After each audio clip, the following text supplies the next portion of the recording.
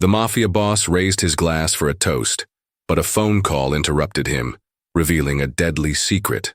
The amber liquid caught the dim light of the crystal chandelier as Vinny Torino raised his glass, the heavy-cut crystal reflecting fragments of light across his weathered face. The year was 1926, and the speakeasy beneath Torino's Italian restaurant buzzed with the low murmur of conversation, punctuated by the occasional clink of glasses and the soft jazz emanating from the corner where a black pianist played with closed eyes, lost in his music. Vinny's empire stretched across 3 neighborhoods in Chicago's South Side, built on bootlegging, numbers running, and the kind of loyalty that could only be earned through blood and respect. At 42, he commanded fear and admiration in equal measure, his silver-streaked hair slicked back in the fashion of the day, his 3-piece suit tailored to perfection by the best Italian tailor in Little Italy. "Gentlemen," Vinny's voice carried across the room, cutting through the ambient noise like a blade through silk. The conversation died instantly. 23 men, his most trusted lieutenants and soldiers, turned their attention to their boss. These were hard men, scarred by war and hardened by the streets, but they looked at Vinny with the reverence reserved for kings. The occasion was momentous, the anniversary of Vinny's rise to power, exactly 10 years since he'd taken control of the Torino family from his late father, who'd been gunned down by the rival O'Malley gang. It had been a decade of expansion, of consolidating power, of turning a small neighborhood operation into one of Chicago's most formidable criminal enterprises. 10 years ago, my father died in these very streets, Vinny began, his voice carrying the weight of memory and pain. He died because he trusted the wrong people, because he believed that honor among thieves was more than just words. His eyes swept the room, meeting the gaze of each man present. So I swore on his grave that I would never make the same mistake. The men nodded solemnly. They knew the story, how 19-year-old Vincent had found his father's body in an alley behind O'Malley's warehouse, how he'd spent 3 years planning his revenge, methodically eliminating every man responsible, how he'd built his organization on the principle that loyalty was earned, not given, and betrayal was a death sentence. But tonight, we celebrate not just survival, but prosperity, Vinny continued, his tone lifting slightly. We've weathered the storm of prohibition, turned the government's folly into our fortune.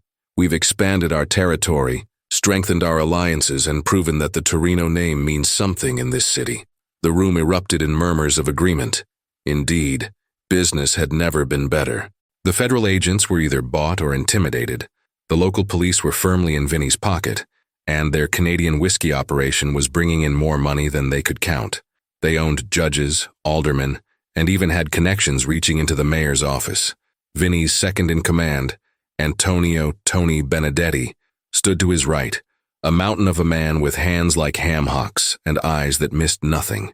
To his left stood his consigliere, Michael Rossi, a thin, intellectual man who'd studied law before choosing a different path. These 2 men had been with him since the beginning, had helped him build this empire brick by brick. "To the family," Vinny said, raising his glass higher. The amber whiskey, their finest Canadian import, caught the light again. "To those who've stood by us and to those who've learned the price of crossing us." The toast was a ritual, sacred in its way. Every man in the room raised their glass, the collective movement creating a symphony of crystal and anticipation. This was more than celebration. It was a reaffirmation of bonds, a renewal of vows that went deeper than blood. But as Vinny brought the glass toward his lips, the shrill ring of the telephone pierced the atmosphere like a gunshot. The black Bakelite phone, installed just last month as a concession to modern times, sat on a small table near the bar. Its insistent ringing seemed almost violent in the reverent silence. Vinny paused, his glass halfway to his lips, his brow furrowing with irritation. He'd given strict instructions. No calls during the ceremony. His men knew better than to disturb him during family business. The phone continued its mechanical shriek, each ring seeming more urgent than the last. Tony stepped forward, his massive frame tensing. "Boss, I'll handle it." Probably just some drunk dialing wrong numbers. But something in the persistence of the caller made Vinny hesitate. In his world, timing meant everything. A call at this exact moment during this sacred ritual could only mean one thing: trouble. The kind of trouble that couldn't wait. "No," Vinny said quietly, setting his glass down on the polished mahogany table beside him. The crystal made a soft clink against the wood, a sound that seemed to echo in the suddenly tense room. "I'll take it." He walked to the phone with measured steps, his Italian leather shoes clicking against the wooden floor. The men watched him with growing unease, their own glasses still raised but forgotten. 23 faces reflected the same thought. In their world, interruptions during sacred moments meant blood would flow before dawn. Vinny lifted the heavy receiver, its weight familiar in his hand. "Torino," he said simply, his voice carrying just enough edge to let the caller know they'd better have a damn good reason for this intrusion. The voice on the other end was barely a whisper, but Vinny recognized it immediately. Jimmy the Fish Marconi, one of his street informants, a nervous little man who ran numbers in the warehouse district. "Boss," Jimmy's voice was shaking, barely audible over the static. "Boss, you gotta listen to me, don't drink nothing. Don't let nobody drink nothing." The words hit Vinny like a physical blow. His eyes snapped to the table where his glass sat, the amber liquid suddenly looking ominous in the dim light. "What did you say?" Vinny's voice was deadly quiet, but every man in the room heard the change in his tone. Conversations died mid-sentence, and hands slowly moved toward concealed weapons. "The whiskey, boss. Someone got to the whiskey. I seen them at the warehouse. O'Malley's boys. They switched the bottles. Boss, that ain't whiskey you're about to drink." The receiver felt like it weighed 1,000 pounds in Vinny's hand, as Jimmy's words echoed in his mind. Around the room, 23 glasses of what he now knew to be poison remained raised in salute, his most trusted men frozen in a tableau of impending death. "How long?" Vinny asked, his voice barely above a whisper, but in the silence of the speakeasy, every word carried like thunder. "Maybe an hour, boss. I was making my rounds when I seen Mickey O'Malley himself at the warehouse. That miserable bastard was switching out cases with Tommy Sullivan and that new guy, the one with the scar across his neck. I tried calling earlier, but your line was busy." Vinny's mind raced. An hour meant the poison had been in place before the ceremony began. This wasn't a random attack. This was calculated, timed to perfection. Someone had known about tonight's anniversary celebration, had known the exact time of the toast. That meant only one thing. They had a traitor in their midst. "Jimmy," Vinny said, still speaking quietly, "where are you calling from?"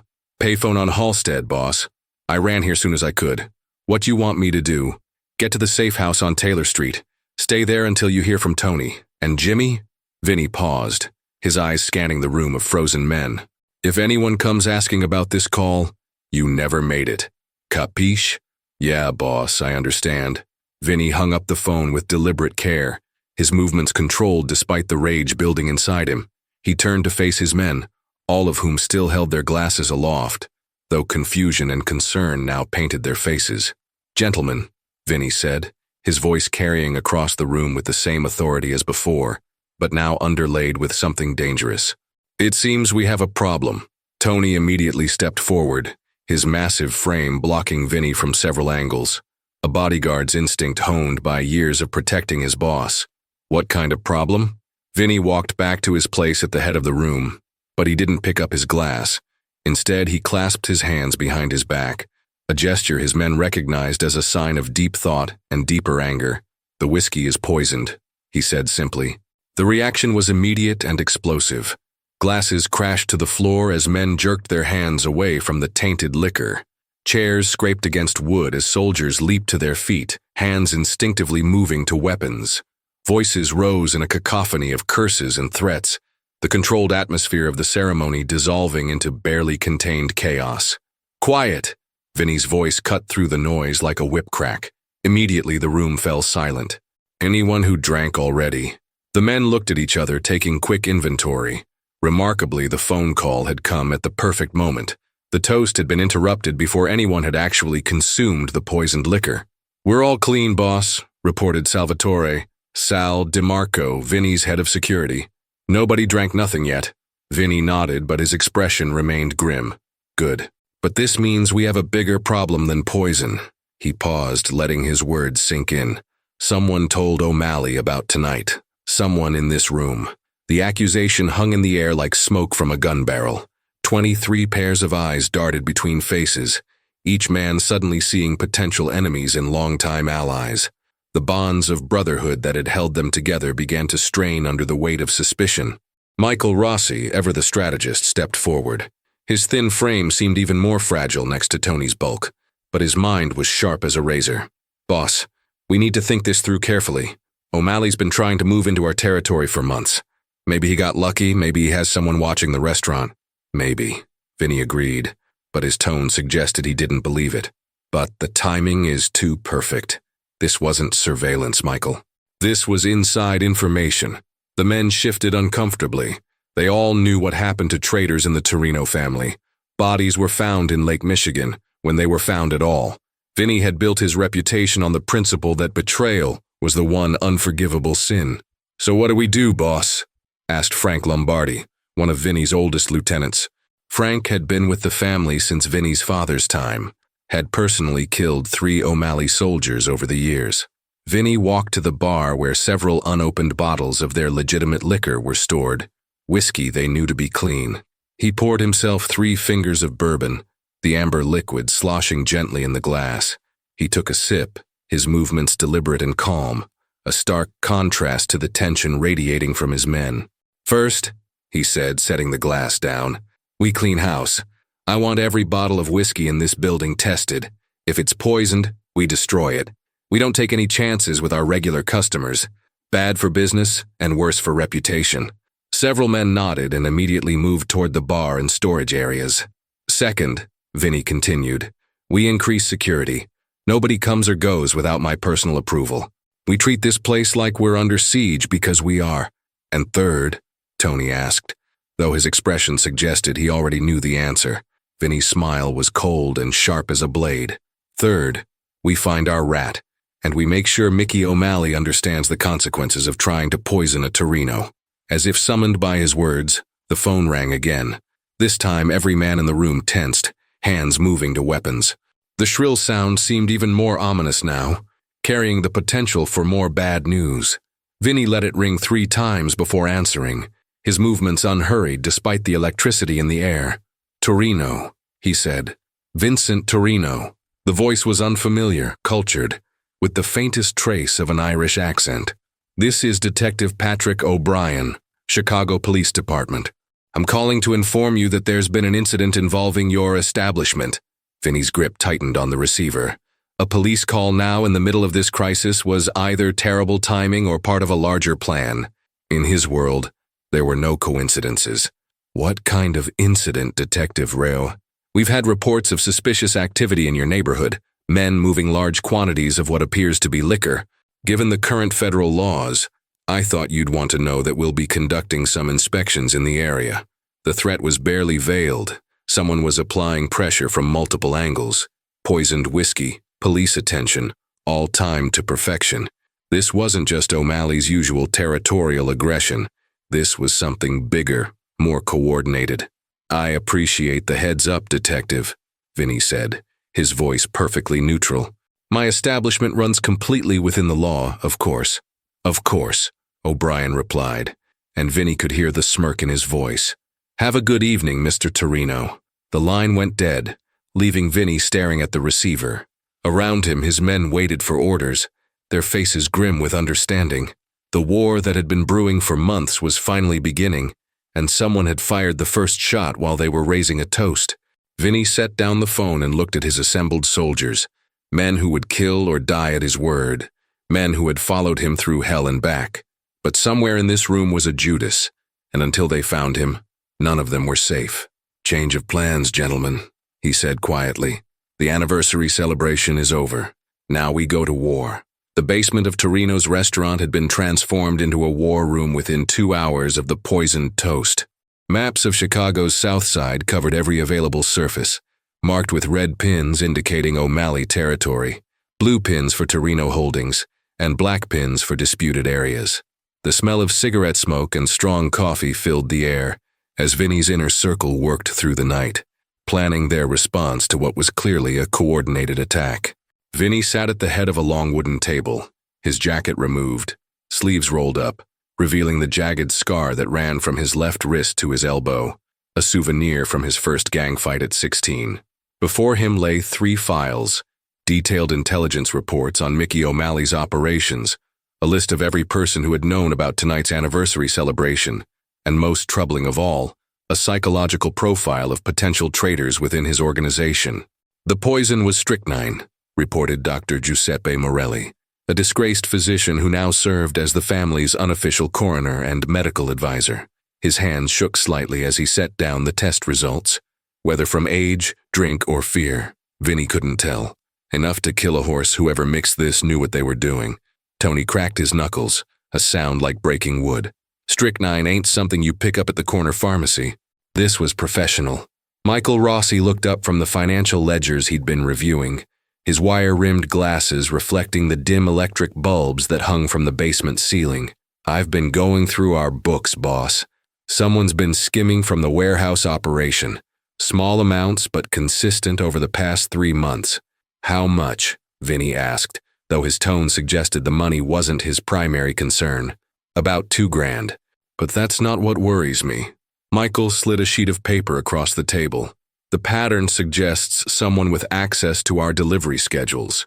They knew exactly when shipments were coming in, how much each truck carried. Vinny studied the numbers, his trained eye picking up patterns that would be invisible to most men. Inside information again. Everything points back to the same conclusion. We have a rat. Sal DeMarco entered the basement, his usually immaculate appearance disheveled from hours of investigation. Behind him came 2 of Vinny's most trusted soldiers, dragging a bound and bloodied man between them. The prisoner's face was swollen beyond recognition, but Vinny identified him immediately. Tommy Castellano, a mid-level operator who ran protection rackets in the warehouse district. Found him trying to sneak out through the kitchen, Sal reported, slightly out of breath. Had a suitcase full of cash and a train ticket to New York. Vinny rose from his chair slowly, his movement predatory. Tommy had been with the organization for 5 years, had eaten at Vinny's table, had been present at family weddings and funerals. The betrayal cut deep, but Vinny's face showed no emotion as he approached the bound man. Tommy, he said softly, almost gently. You want to tell me something? Tommy's eyes darted around the room, taking in the faces of men who had once been his brothers, now looking at him with the cold stare reserved for the condemned. Blood trickled from his split lip as he tried to speak. Boss, I can explain. The backhand came without warning, Vinny's heavy class ring opening a gash across Tommy's cheek. I don't want explanations. I want the truth. How long have you been feeding information to O'Malley? I never... Tommy's protest died as Vinny's hand moved to the knife at his belt. Let me tell you what I think happened, Vinny said, beginning to pace in front of the bound man. I think O'Malley approached you months ago. Maybe offered you money, maybe threatened your family. You started small delivery schedules, meeting locations. But tonight was supposed to be the big payoff, wasn't it? 24 of Chicago's most dangerous men, all poisoned at once. O'Malley moves into our territory, and you become his lieutenant. Tommy's face went white. Boss, please, you gotta understand. I understand perfectly. Vinny's voice remained calm, which somehow made it more terrifying. The question is, who else is involved? Around the room, the other men shifted uncomfortably. The implication was clear. If Tommy had been compromised, who else might be working for O'Malley? Michael cleared his throat. Boss, I've been thinking about the timing.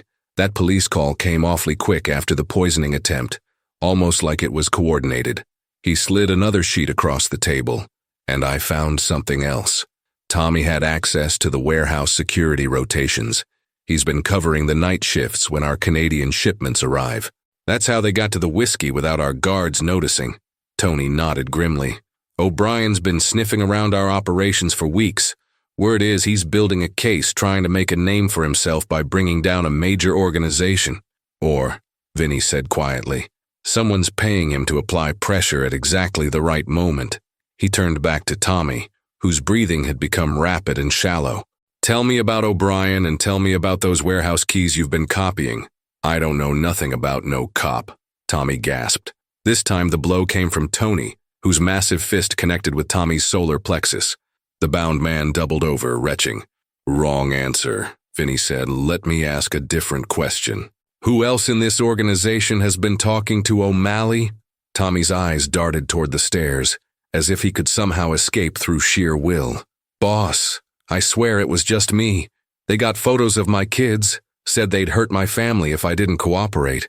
Vinny felt a familiar surge of rage. Using children as leverage was a violation of every code the families lived by. It was the kind of tactic that demanded blood in response. "And where are your children now?" he asked. "Safe house on the north side. O'Malley's got them protected until—" Tommy's voice trailed off as he realized what he'd just admitted. "Until we were all dead," Vinny finished. "And then what? You disappear to New York and your family joins you with O'Malley's blessing?" Tommy nodded miserably. Vinny exchanged glances with Tony and Michael. The betrayal was complete. Not just information for money, but active participation in a plan to murder the entire leadership of the Torino family. In their world, such treachery carried only one sentence. But before Vinny could give the order, Sal burst through the basement door again, his face grim with fresh news. "Boss, we got bigger problems. Jimmy the Fish just called in. O'Malley's boys hit 3 of our numbers operations while we've been down here. They're making their move tonight, trying to grab territory while they think we're dealing with the poison situation, true?" Vinny closed his eyes for a moment, calculating quickly. O'Malley was smart. He'd planned this as a multi-phase operation. The poison was meant to decapitate the organization's leadership, leaving the street-level operations vulnerable.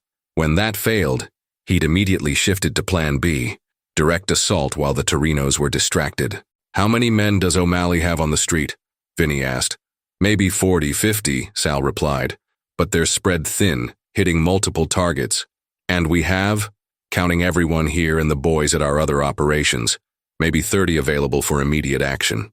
Vinny nodded, his mind already working through strategies and contingencies. They were outnumbered, but they had the advantage of fighting on home ground and the motivation that came from righteous anger. "Tony, take 10 men and hit O'Malley's headquarters.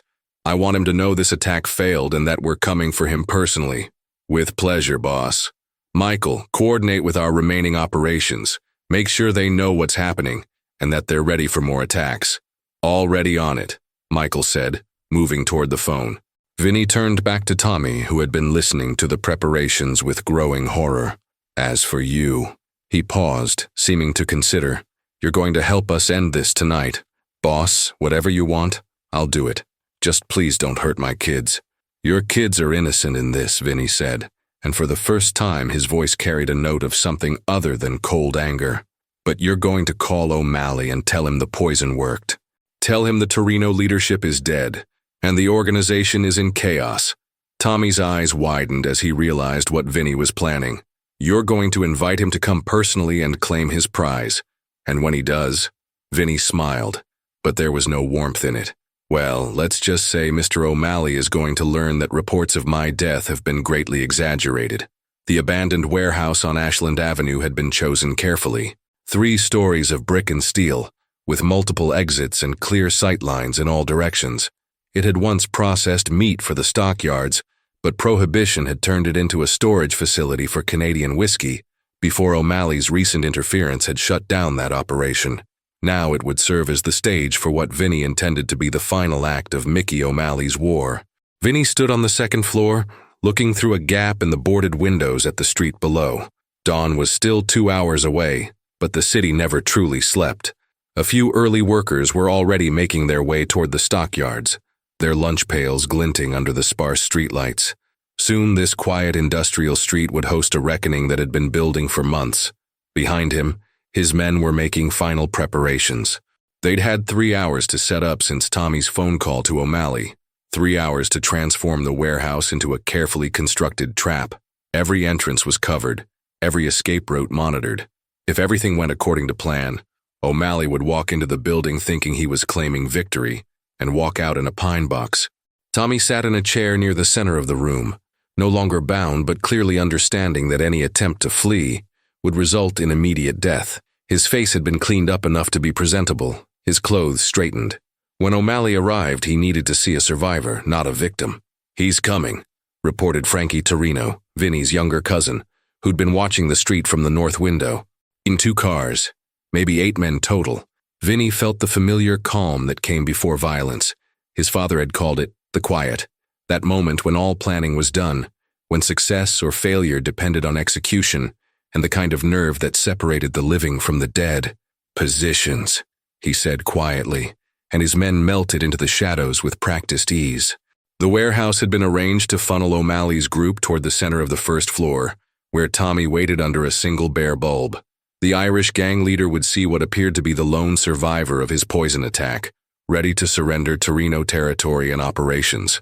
What he wouldn't see were the 15 armed men positioned throughout the building, each with a clear line of fire. The sound of car doors slamming echoed through the building. Heavy footsteps on concrete, the creak of the main door opening. "Tommy!" O'Malley's voice carried clearly in the empty space. "That you, boy?" "Yeah, Mickey. It's me." Tommy's voice was steady, and Vinny felt a grudging respect for the man's composure under pressure.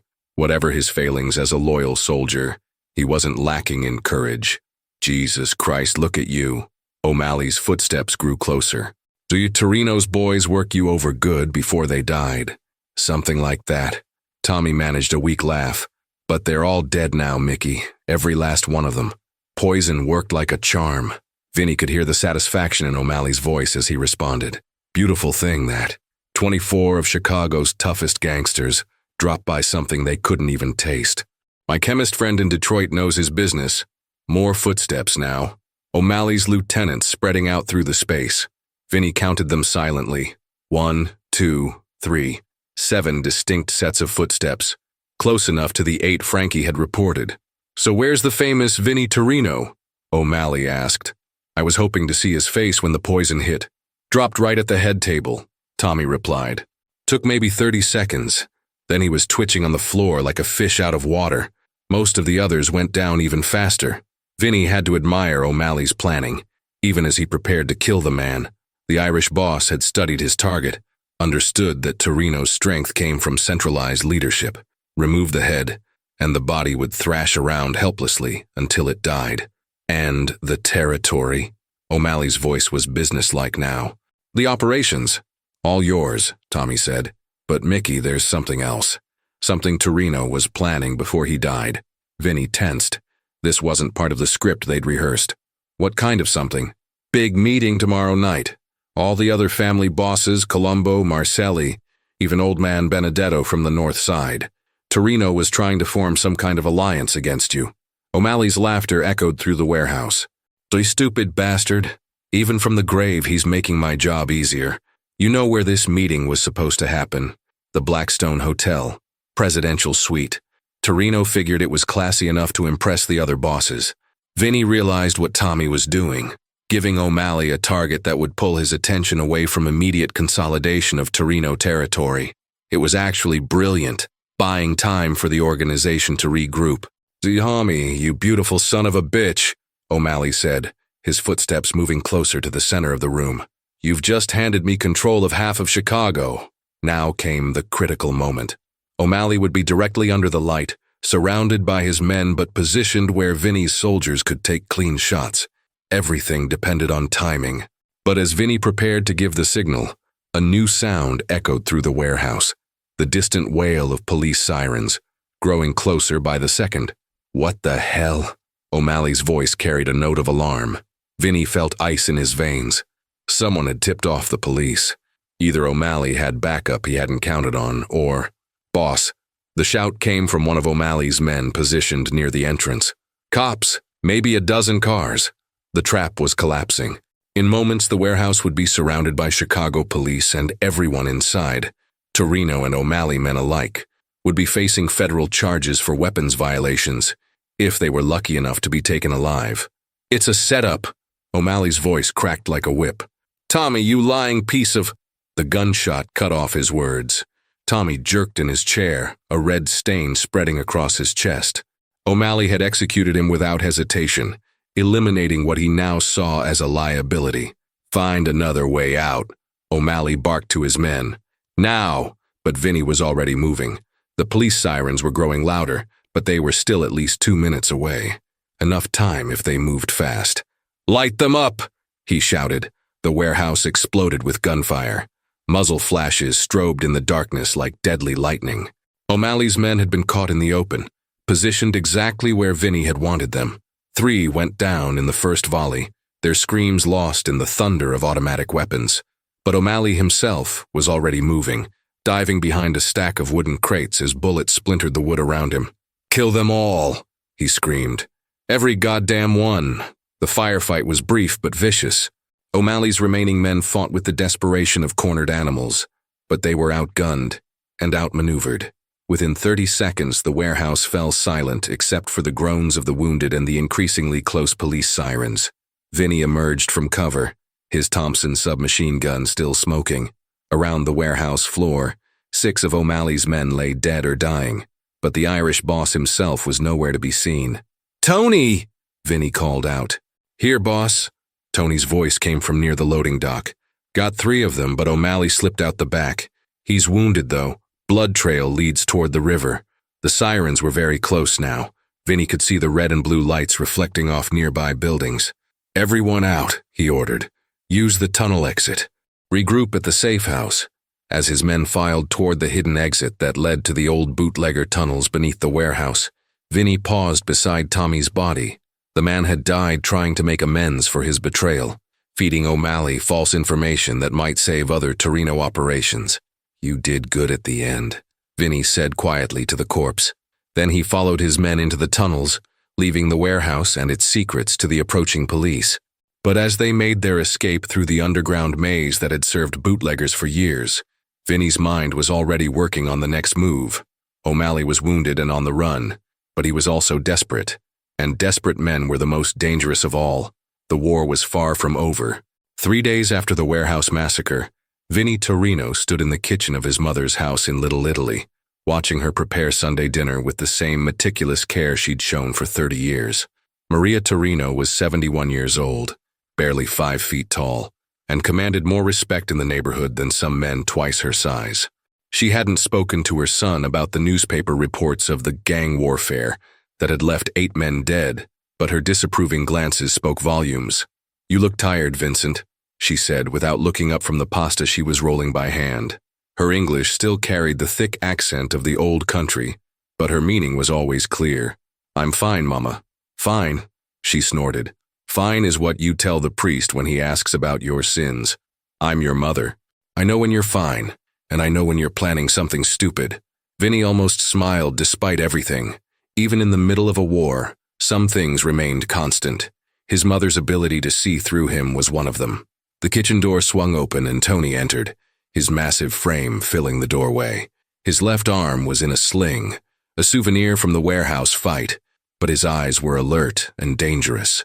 "Tui boss, we found him." Maria Torino didn't pause in her pasta preparation, but Vinny noticed her shoulders tense slightly. She'd been through this before during the wars of his father's time. She knew what "we found him" meant. "Where?" Vinny asked. "Boathouse on the North Pier. He's got maybe 4 men left, but they're well armed and desperate. Word is he's trying to arrange passage back to Boston. Thinks he can disappear in his old territory." Vinny nodded. It made sense. O'Malley had overreached, tried to take Chicago with elaborate schemes when he should have stuck to street-level warfare. Now he was wounded, his organization decimated, and his only option was retreat. "How many men do we have available?" Vinny asked. 12, not counting us. The rest are still recovering from the warehouse or keeping our other operations secure." Maria Torino finally looked up from her work, her dark eyes moving between her son and his lieutenant. "Vincent," she said quietly, "come here." Vinny obeyed, as he always had when she used that particular tone.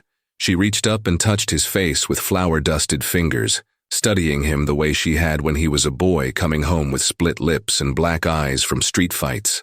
"Your father," she said softly. "He died because he forgot that revenge is a poison that kills the one who drinks it as much as the one it's meant for. Mama, this isn't revenge. This is business. Business." Her laugh was bitter. "Business is selling tomatoes at the market. Business is fixing shoes. This," she gestured toward Tony, toward the guns concealed beneath their jackets. "This is pride. And pride, Vincent, pride is what got your father killed." Vinny felt the weight of her words, but also the weight of responsibility to his organization, to the men who depended on him for their livelihoods and their lives. O'Malley had tried to poison him, and 23 of his most trusted soldiers. In their world, such an act demanded a response, or every rival family would see the Torinos as weak. "I have to finish this, Mama," She studied his face for a long moment, then nodded slowly. I know, but you finish it smart, not angry. Angry men make mistakes. And mistakes. She didn't need to finish the sentence. 20 minutes later, Vinny and his remaining soldiers were moving through the industrial maze of Chicago's North Pier. The area was a labyrinth of warehouses, loading docks, and small businesses that served the shipping trade. Perfect territory for a desperate man to make his last stand. The boathouse Tony had identified sat at the end of a long wooden pier, a two-story structure that had once served the fishing fleet before Prohibition changed the economics of the waterfront. Now it was used primarily by smugglers and other criminals who needed quick access to Lake Michigan. Vinny crouched behind a stack of shipping crates, studying the building through a pair of field glasses he'd acquired during his brief service in the Great War. 2 guards were visible on the second floor, their rifles catching the late afternoon sunlight. Movement behind the windows suggested more men inside. What do you think, boss? Asked Sal DeMarco, who'd positioned himself to Vinny's right. O'Malley's smart. He's got clear fields of fire in all directions, water access for escape, and he's probably got the place booby-trapped. Vinny lowered the glasses. But he's also got limited supplies and nowhere to go. Time is on our side. We could wait him out, suggested Michael Rossi, ever the strategist, and give him time to arrange a boat to Boston or bring in reinforcements. Vinny shook his head. No, we end this today. But as he spoke, a new sound echoed across the water, the deep horn of a lake freighter approaching the pier. Vinny raised the glasses again and swore under his breath. The ship was flying Canadian colors, and he could see armed men on its deck. Son of a bitch, Tony muttered. He's got backup coming. The freighter was still 10 minutes away, but once it docked, O'Malley would have fresh soldiers and a guaranteed escape route. The window for a successful assault was closing rapidly. Change of plans, Vinny said. We go in hard and fast. No time for subtlety. His men checked their weapons with practiced efficiency. Thompson submachine guns, sawed-off shotguns, and enough ammunition to fight a small war. They were outnumbered, but they had surprise and desperation on their side. Tony, take 4 men and circle around to the water side. When shooting starts, make sure nobody gets to that dock. Got it, boss. Sal, you and 3 men hit the front entrance. Make noise, draw their attention. With pleasure. The rest of us go through the side windows. Remember, I want O'Malley alive if possible. Dead if necessary, but I want to look that bastard in the eye before he dies. The assault began with the sharp crack of rifle fire from the boathouse guards. Sal's team had been spotted approaching the front entrance, but instead of taking cover, they charged forward, their automatic weapons chattering death across the wooden pier. Vinny and his remaining men reached the side of the building as the firefight erupted in earnest.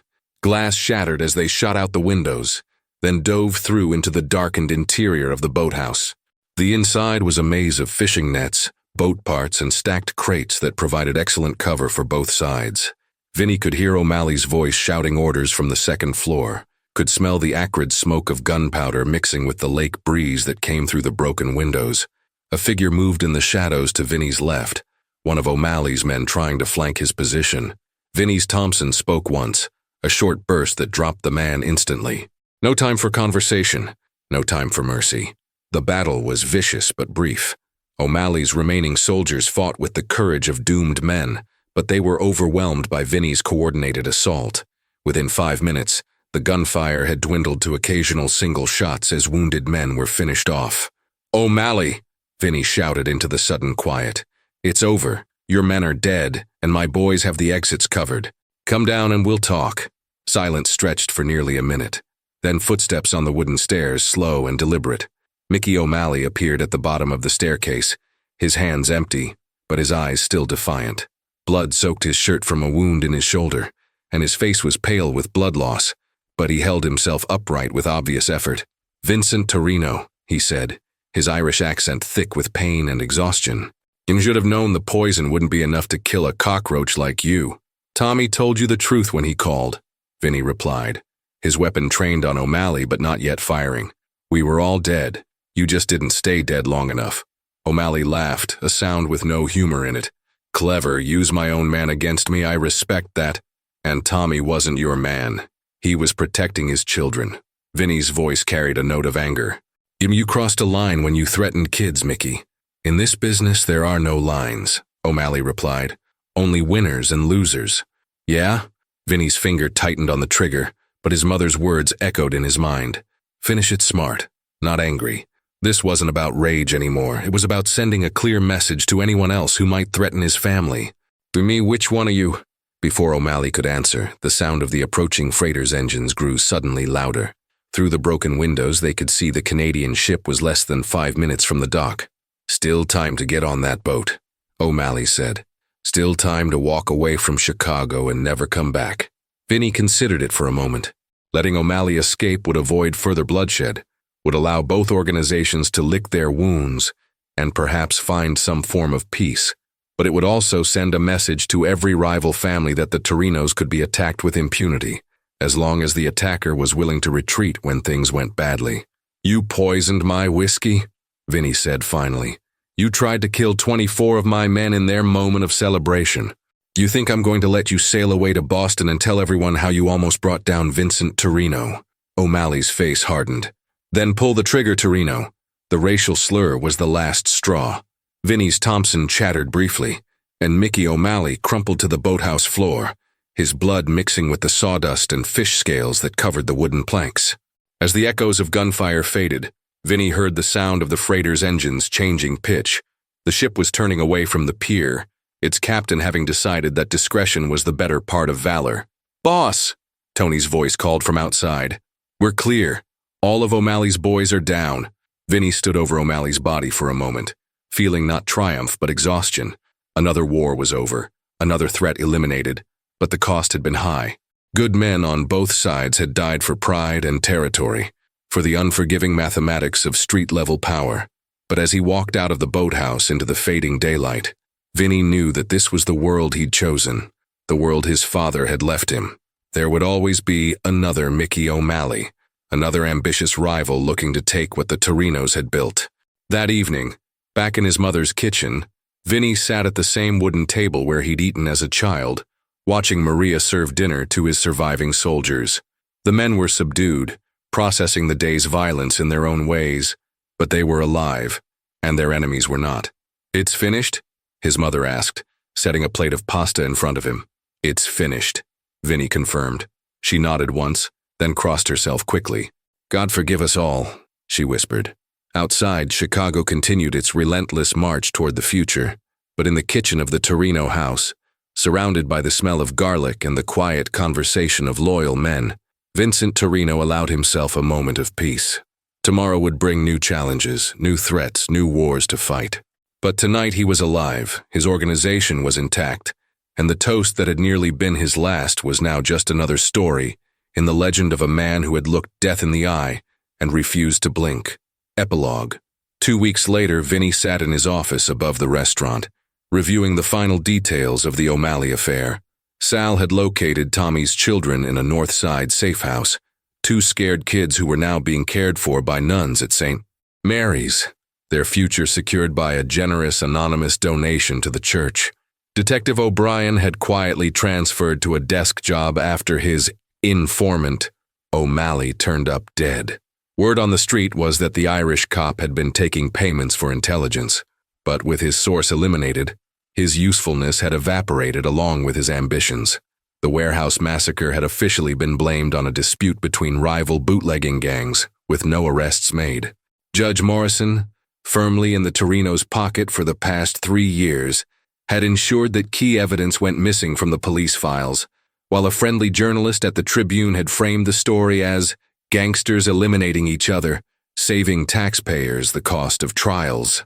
Most importantly, Vinny had personally visited the other family bosses around the city, bringing expensive gifts and subtle explanations. The fictional meeting at the Blackstone Hotel had been dismissed as O'Malley's desperate fabrication, and the other organizations had accepted Vinny's assurances that he had no interest in expanding beyond his current territory.